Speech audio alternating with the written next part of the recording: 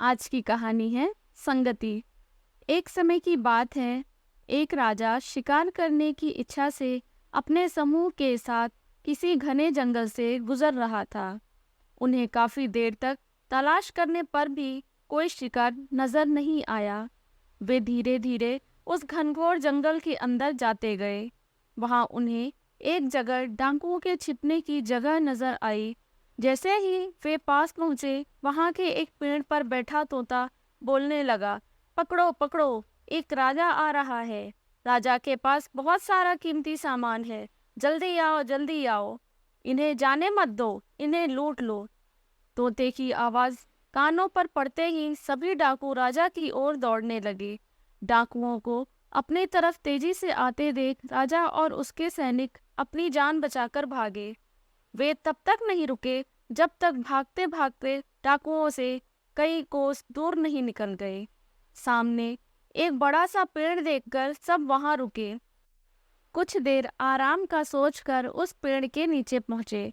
जैसे ही पेड़ के पास पहुंचे कि उस पेड़ पर बैठा एक दूसरा तोता बोल पड़ा, पधारिए राजन, मैं साधु महात्मा की कुटिया में आपका स्वागत करता हूँ। अंदर आइए, जलपान कीजिए और थोड़ा आराम कर लीजिए।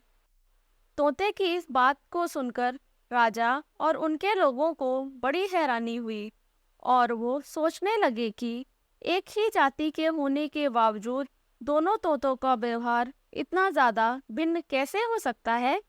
राजा बिल्कुल भी इस बात को समझ नहीं पाया। राजा तोते की बात मानकर अंदर साधु महात्मा की उस सुंदर कुटिया की ओर चला गया। साधु महात्मा को प्रणाम करके उनके पास बैठ गया और अब तक उसके साथ घटी सारी घटना सुनाई और फिर धीरे से पूछा, गुरुवर, उन दोनों तोतों के व्यवहार में भला इतना अंतर क्यों है। साधु बाबा ने राजा की सारी बातें सुनी और बोले, राजन, ये सिर्फ संगति का असर है, बस और कुछ भी नहीं। डाकुओं के साथ रहते रहते पहला तोता भी उन्हीं की तरह हो गया है और उन्हीं की भाषा बोलने लगा है। दूसरा तोता कई सालों से मेरे साथ है, इसलिए उसकी भाषा और व्यवहार उस तोते से बिल्कुल विपरीत है। अर्थात जो जिस माहौल में रहता है वह वैसा ही बन जाता है।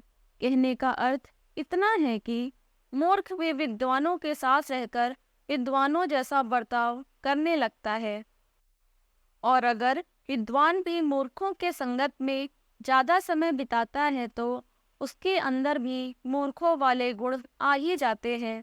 इसलिए हमें संगति और माहौल का चयन बहुत सोच समझकर करना चाहिए। आज की कहानी आपको कैसी लगी, कमेंट्स में ज़रूर बताएं, और कहानी पसंद आई हो तो लाइक करें। नए हैं तो चैनल को सब्सक्राइब करना ना भूलें। तब तक के लिए जय हिंद, जय Bharat. Thank you for watching.